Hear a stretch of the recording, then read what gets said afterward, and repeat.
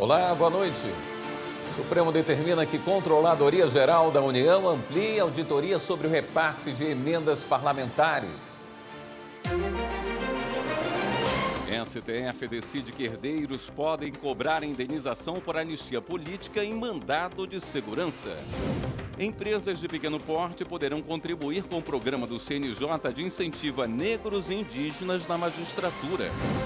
Ministério Público cobra do Estado do Rio Grande do Norte a localização de desaparecidos na rebelião da penitenciária de Alcaçuz. E ainda, STF lança exposição de Bruno Moura, o primeiro fotógrafo com síndrome de Down a trabalhar na Corte Suprema. O Jornal da Justiça desta quarta-feira, 11 de setembro, começa agora.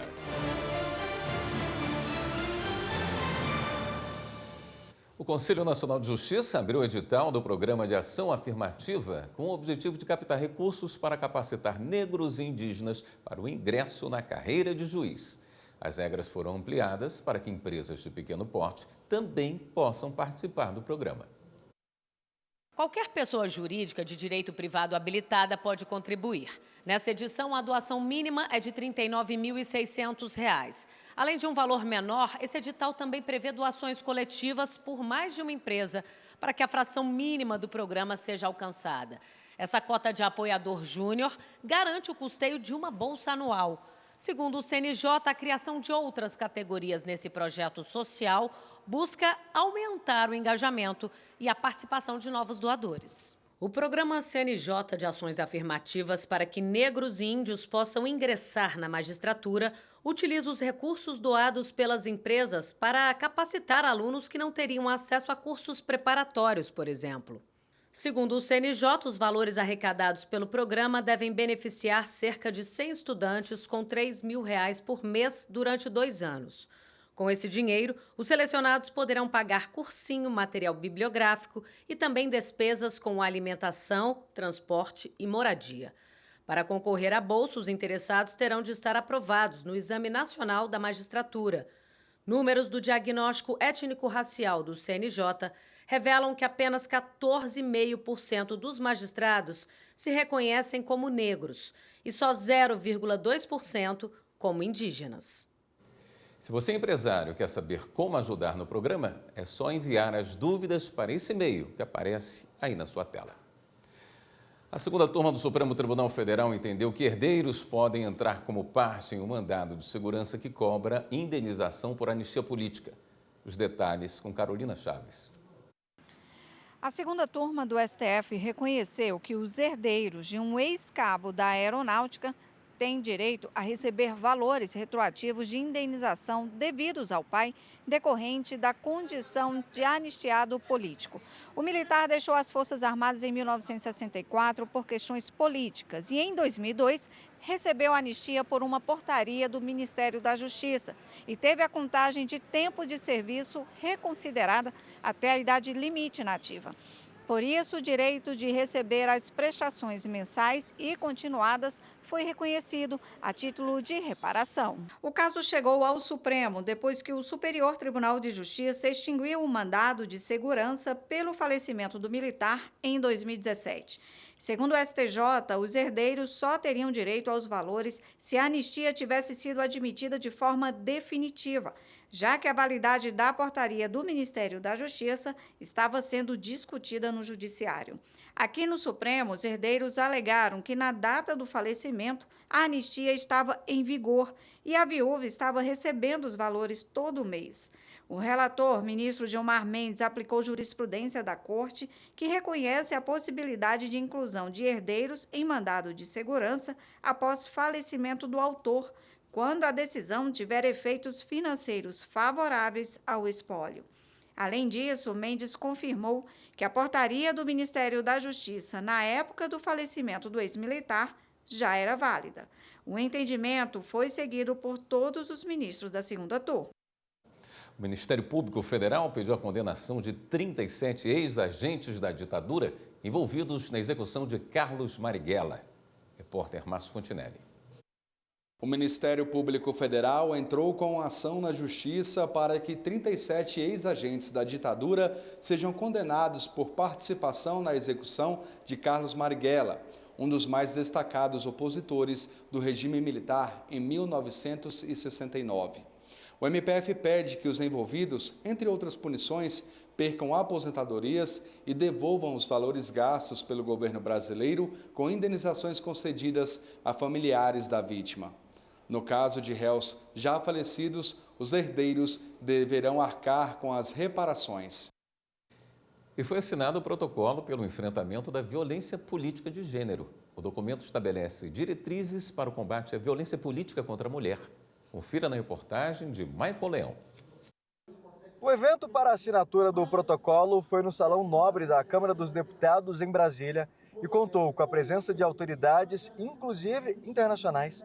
O documento, voltado ao combate à violência política de gênero, foi firmado entre o Conselho Nacional de Secretários de Segurança Pública, Secretaria da Mulher da Câmara dos Deputados e o Grupo de Trabalho de Prevenção e Combate à Violência Política de Gênero da Procuradoria-Geral Eleitoral. Os crimes que nós estamos tratando são crimes federais. Quem vai fazer apuração em regra vai ser a Polícia Federal, o Ministério Público Eleitoral, mas nada impede que o sistema de segurança pública dos estados, Polícia Civil e Polícia Militar, estejam capacitados para atender a vítima, fazer o registro da ocorrência, colher aqueles elementos de prova e fazer o encaminhamento o mais rápido possível para a autoridade competente para fazer a investigação daquele fato. Entre 2021 e 2023, apenas 2 sentenças de condenação pelo crime de violência política de gênero foram registradas no Brasil. Nenhuma delas transitada em julgado, ou seja, ainda há possibilidade de recurso. Os dados são do Monitor da Violência Política de Gênero e Raça, que aponta ainda que 1 em cada 4 representações foi arquivada ou encerrada. Muito importante, porque nós teremos, a nível nacional, uma política de segurança e de proteção contra a violência política da mulher. Muitos casos nem chegam a ser denunciados pela falta de informação para quem divulgar. A gente tem uma preocupação enorme em como é que a gente disponibiliza informações, dados consistentes para que elas possam ser, não só defender os seus direitos, ou quando os perceberem violados, saber como elas podem fazer denúncias. A assinatura do protocolo acontece num momento crucial, especialmente com a aproximação das eleições municipais. A expectativa é que a nova ferramenta não só combata a violência, mas também conscientize a sociedade sobre a importância de garantir que as mulheres possam exercer plenamente seus direitos políticos. Um protocolo como esse mostra que os poderes estão unidos na defesa de quem? Da democracia brasileira. O Tribunal de Justiça de São Paulo anulou a prova realizada no último domingo para o concurso de escrevente técnico judiciário da comarca da capital. A medida foi adotada porque uma fiscal de sala encerrou a aplicação da prova 1 hora antes do horário previsto no edital. Para não prejudicar os candidatos que estavam no local, a presidência do tribunal decidiu realizar nova avaliação objetiva em data a ser definida. A anulação alcança apenas as provas aplicadas na capital. O Tribunal de Justiça de Rondônia aprovou a resolução que autoriza a realização de concurso público para servidores. Os detalhes você confere com Ana Kézia Gomes.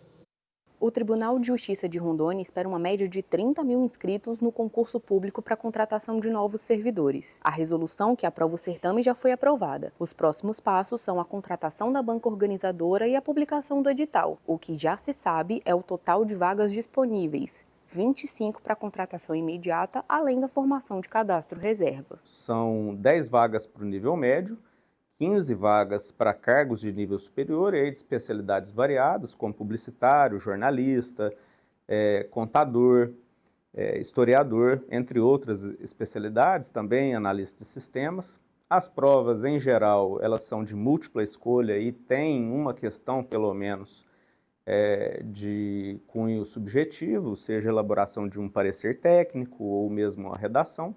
O último concurso do TJ de Rondônia aconteceu em 2021. De lá para cá, 817 servidores e servidoras tomaram posse, mas a cada ano também aumenta a demanda processual. O novo concurso chega para garantir força de trabalho especializada no desempenho das funções administrativas e judiciais.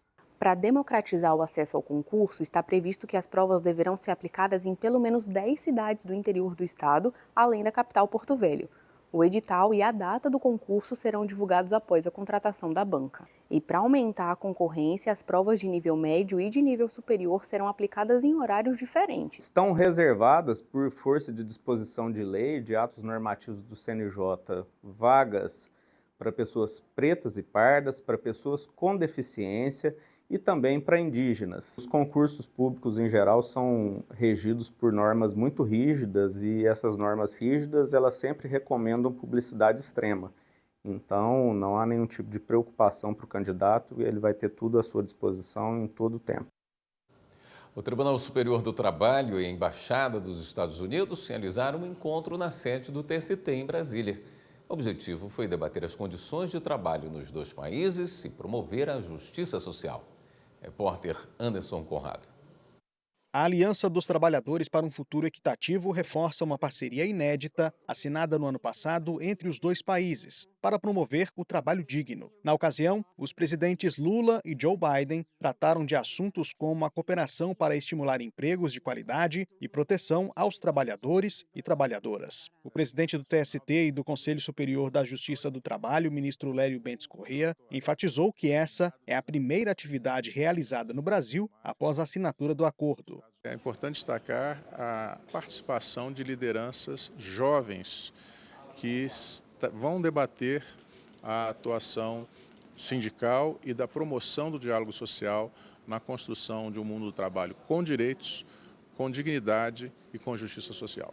Durante o encontro, que reuniu representantes de sindicatos e trabalhadores brasileiros e americanos, o presidente do TST homenageou a embaixadora dos Estados Unidos no Brasil, Elizabeth Frawley Bagley, com a medalha dos 80 anos da consolidação das leis do trabalho. Na ocasião, ela falou sobre a boa relação diplomática entre o Brasil e os Estados Unidos, além da relevância da presença de jovens em movimentos de defesa do trabalho pelo mundo. É muito importante o envolvimento de jovens líderes, como os que estiveram presentes aqui. Que eles continuem, que deem suporte aos jovens trabalhadores, porque eles são o futuro. O Tribunal Superior do Trabalho sediou a 7ª reunião ordinária da Comissão Nacional de Promoção à Conciliação da Justiça do Trabalho. O objetivo da comissão é propor, planejar e auxiliar a implementação de projetos e medidas para conciliações trabalhistas. As informações com Larissa Batista. Durante o evento, o vice-presidente do TST e do Conselho Superior da Justiça do Trabalho, ministro Aloísio Corrêa da Veiga, destacou os resultados positivos do Centro Judiciário de Métodos Consensuais de Solução de Conflitos do TST. Desde que foi criado em 2023, o centro já movimentou mais de 978 milhões de reais em acordos, solucionou mais de 3.700 processos e alcançou um índice de conciliação superior a 68%. No encontro, 9 tribunais regionais do trabalho receberam premiações por seus resultados. A classificação foi feita a partir do tamanho do tribunal, do total de acordos, da quantidade de pessoas atendidas e do valor movimentado após as mediações. Entre os tribunais de grande porte, o vencedor foi o TRT da 15ª Região, em Campinas, São Paulo. O TRT da 9ª Região, no Paraná, ficou em primeiro lugar, entre os de médio porte. E o primeiro lugar dos de pequeno porte ficou com o TRT da 23ª Região, em Mato Grosso. Ainda na reunião, os participantes discutiram sobre o desenvolvimento de políticas de conciliação e proposições que estão em andamento no Conselho Superior da Justiça do Trabalho. A seguir, Supremo determina que Controladoria Geral da União amplie a auditoria sobre o repasse de emendas parlamentares. E ainda, as informações sobre os julgamentos de hoje pelo plenário do STF. A gente volta já já.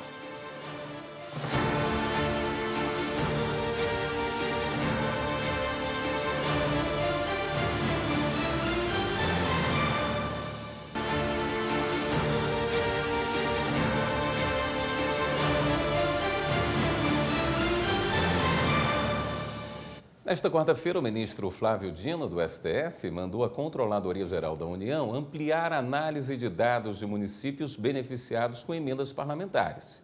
Reportagem de Amanda Mustafa. 60 dias. A determinação do ministro Flávio Dino é para que a CGU complemente neste prazo os dados apresentados ao Supremo dos 10 municípios brasileiros que mais receberam verbas por meio de emendas de relator, indicadas pelo próprio parlamentar ou emendas de comissão, apresentadas pelas comissões técnicas da Câmara e do Senado. Por determinação do próprio ministro, durante a audiência de conciliação no dia 1º de agosto, a Controladoria apresentou um relatório técnico com uma tabela dos municípios. Na decisão, o ministro afirmou que a metodologia utilizada resultou em amostragem de municípios concentrados na região norte do país, 5 deles do Amapá e 1 do Tocantins. Somente 2 dos municípios selecionados estão situados na região Nordeste, nos estados da Paraíba e da Bahia. As regiões Centro-Oeste e Sul possuem 1 município selecionado cada, nos estados de Goiás e Santa Catarina. Não houve município da região Sudeste selecionado a partir da metodologia aplicada. O objetivo da decisão desta quarta-feira é abranger cidades de todas as 5 regiões do país. A Controladoria terá que avaliar ao menos 6 municípios por região, indicando quais cidades foram mais beneficiadas por emendas parlamentares e o número de habitantes entre 2020 e 2023. Na decisão, o ministro ressalta que a ampliação da amostra de municípios contemplados vai trazer um diagnóstico mais equilibrado sobre a transparência e o controle na execução de emendas parlamentares. Segundo o ministro, a partir do recebimento desses dados, uma nova audiência de conciliação será convocada para discutir as provas. Está em julgamento pelo plenário do Supremo a validade da execução imediata da pena após condenação pelo júri. O que for decidido servirá para todas as instâncias da Justiça. Repórter Marta Ferreira acompanhou e tem os detalhes. A discussão é se é possível a execução imediata da pena de uma pessoa condenada pelo Tribunal do Júri, mesmo que ainda possa recorrer a outras instâncias. O Tribunal do Júri, ou Júri Popular, previsto na Constituição, julga crimes dolosos contra a vida, como homicídio. O caso concreto é de um feminicídio cometido em 2018 em Santa Catarina. Um homem contrariado com o término do relacionamento e querendo a guarda da filha única, matou a esposa com 4 facadas. Após o assassinato, ele fugiu. O Tribunal do Júri de Chapecó condenou o acusado a 26 anos e 8 meses de prisão por esse crime. O juiz-presidente do Tribunal do Júri negou ao réu o direito de recorrer em liberdade. A defesa dele, então, recorreu ao Superior Tribunal de Justiça, que invalidou a prisão por entender que o imediato cumprimento da pena não poderia ser determinado antes de se esgotar todos os recursos. O Ministério Público de Santa Catarina entrou com recurso no Supremo. O julgamento havia começado no plenário virtual, mas um pedido de destaque levou a discussão para o plenário físico. O procurador de Justiça do MP catarinense, Fernando Linhares da Silva Júnior, destacou a soberania das decisões do Tribunal do Júri. A sociedade brasileira já não aguenta mais esse quadro. Chegou a hora de ser decretado o fim de uma perversa e cotidiana realidade que se verifica nos fóruns das comarcas desse país. A incredibilidade dos familiares da vítima, do crime de homicídio, dos crimes dolosos contra a vida, de observarem o algoz do seu ente querido, deixar em liberdade o Tribunal do Júri após a condenação. Já o defensor público Rafael Rafaeli, representante do Grupo de Atuação Estratégica da Defensoria Pública nos Tribunais Superiores, alegou que não é razoável manter um cidadão preso enquanto aguarda o desfecho de seu processo, que pode, eventualmente, ser favorável. Não nos parece razoável, excelências, que direitos fundamentais da grandeza da presunção de inocência fiquem em segundo plano frente ao princípio da soberania dos vereditos. Até porque a própria instituição do júri, ela surgiu como garantia, como direitos individuais, para proteger o cidadão frente ao poder punitivo estatal. O caso tem repercussão geral, ou seja, o que for decidido servirá para todas as instâncias da Justiça.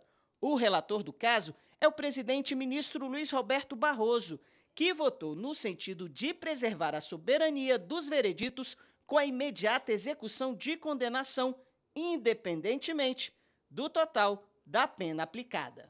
Viola sentimentos mínimos de justiça, como, aliás, destacado da tribuna, bem como a própria credibilidade do Poder Judiciário, que o homicida condenado saia livre após o julgamento, lado a lado com a família da vítima.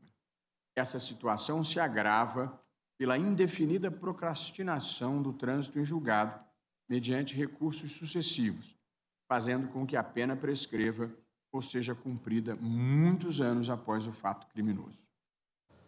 O ministro Gilmar Mendes divergiu do relator.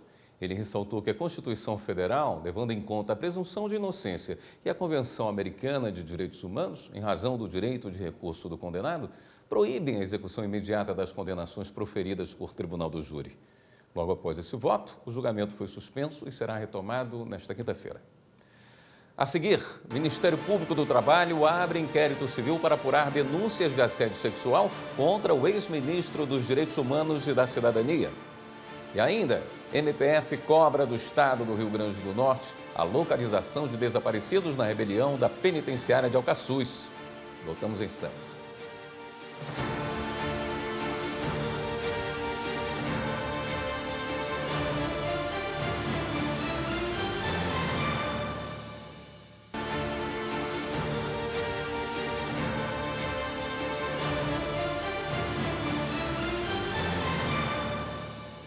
O Ministério Público do Trabalho instaurou inquérito civil para apurar as denúncias de assédio sexual contra o ex-ministro dos Direitos Humanos e da Cidadania, Silvio Almeida.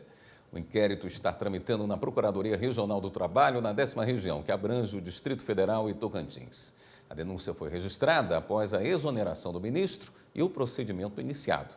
9 denúncias que envolvem a administração pública federal em Brasília foram registradas só neste ano. 2 são relacionadas ao ex-ministro.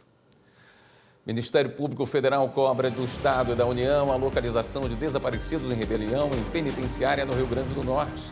Helicóptero é interceptado com mais de 200 quilos de maconha no Amazonas. E Polícia Federal combate fraudes previdenciárias no Rio de Janeiro. Vamos conferir. A Polícia Federal prendeu 3 pessoas envolvidas com uma associação criminosa especializada em fraudes previdenciárias no Rio de Janeiro. Foram apreendidos carros, equipamentos eletrônicos e documentos. A Justiça determinou o bloqueio de bens no valor de mais de 8 milhões de reais e o sequestro de 11 imóveis. As investigações identificaram o envolvimento de gerentes de bancos, servidores do INSS, despachantes, pessoas que se passavam pelos beneficiários fictícios e outros fraudadores. Eles vão responder pelos crimes de associação criminosa, estelionato previdenciário, falsidade de documento público e lavagem de dinheiro. As penas podem ultrapassar 26 anos de prisão. Um helicóptero foi interceptado com 238 quilos de maconha no Amazonas. A aeronave foi identificada pela FAB no espaço aéreo brasileiro, sem plano de voo. O helicóptero fez pouso forçado numa área rural, próximo ao município de Rio Preto da Eva, no momento em que as forças de segurança fizeram a abordagem e apreenderam o carregamento da droga.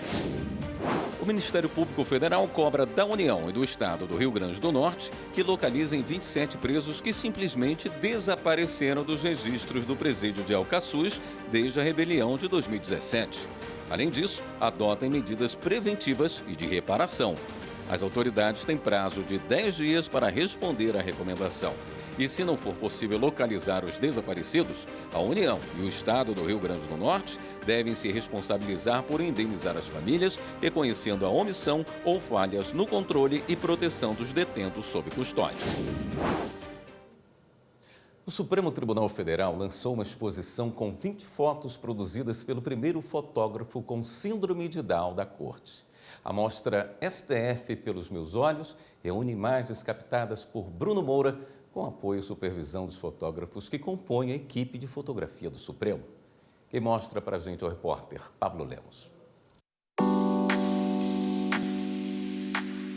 As fotografias revelam um olhar de sensibilidade para diversas instalações do tribunal. O cenário do dia a dia dos servidores é retratado por uma perspectiva que valoriza cores, formas e luz.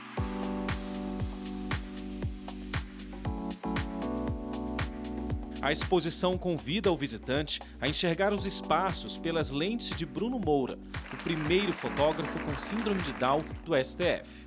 Hoje é o dia mais feliz da minha vida. É porque hoje é o dia da minha exposição de fotos. Agradeço aos presentes na pessoa do senhor ministro Luiz Roberto Barroso. De quem sou fã? Eu sou seu fã, presidente.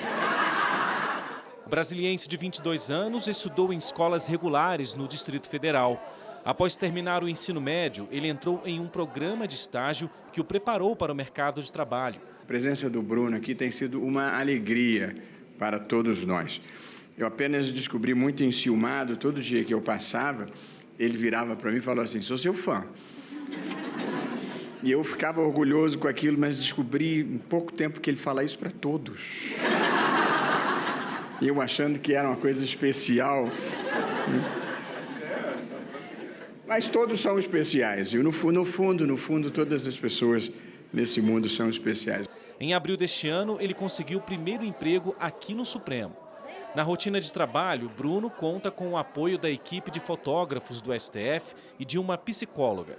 Isso ajuda a proporcionar a ele um ambiente favorável para explorar todo o potencial artístico e fotográfico. O Bruno está aqui por um convênio firmado pelo Tribunal com a Associação de Centro de Treinamento de Educação Física Especial desde abril, e nós temos outras 30 pessoas com deficiência que trabalham aqui no Supremo. É a maneira que nós temos de colaborar para a inclusão social. A exposição STF Pelos Meus Olhos é uma das ações da campanha Setembro Verde, promovida pelo STF para a conscientização sobre a acessibilidade e direitos das pessoas com deficiência no tribunal. O ministro Dias Toffoli se emocionou ao lembrar do irmão de 55 anos, que também tem síndrome de Down. Para mim é uma alegria muito grande, né? Meu irmão tem 55 anos de idade e ele nasceu numa época que as escolas não aceitavam. Nem escola privada minha mãe conseguiu matriculá-lo, nem na justiça naquela época se conseguia acesso. Então esse trabalho que o Bruno faz aqui é como se tivesse o meu irmão do meu lado. Então a gente se emociona mesmo.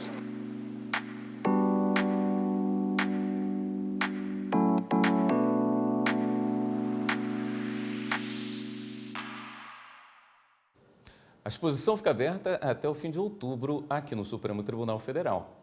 Vale a pena conferir. Esta edição do Jornal da Justiça fica por aqui. Uma boa noite para você. Até amanhã.